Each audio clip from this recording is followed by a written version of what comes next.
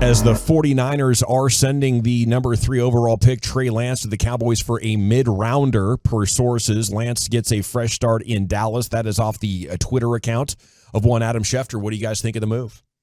My gosh. I mean, they had a second-round grade on him. They did. The grade was a 1.20, so it was the top of the second round is what they have. When you hear mid-round pick, do you think third, fourth, fifth? I mean, probably fourth or fifth. So what did they get? They gave up their 5s with those compensatories that they moved already? I wouldn't imagine it's more than a 4. I got. Hey, welcome home, bestie. Yeah, I'm that's excited right. to have you back, buddy. We'll see it, Dutchess. Hey, when I talked to Trey about this, he said he'd heard rumors about the Cowboys, so this isn't shocking. It had been discussed, and apparently, he wasn't just saying things.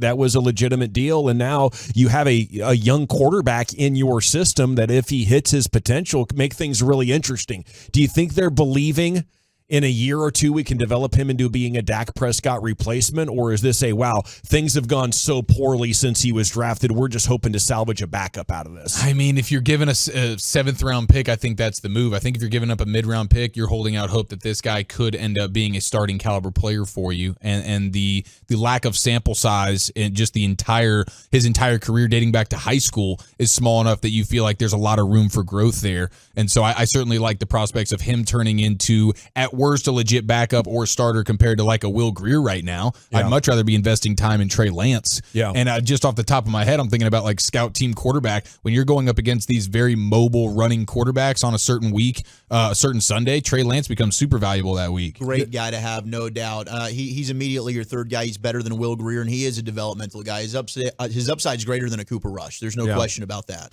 This doesn't put any pressure on Dak, though.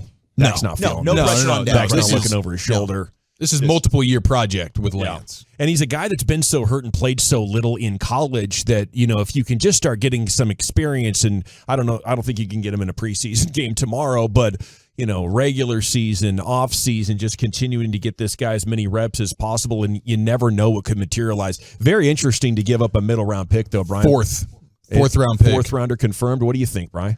Yeah, you know what, we talked about that. Remember, I asked you guys what you would think about with Lance, but yeah, they had a grade, 2nd-round grade, so obviously they thought there was some value there.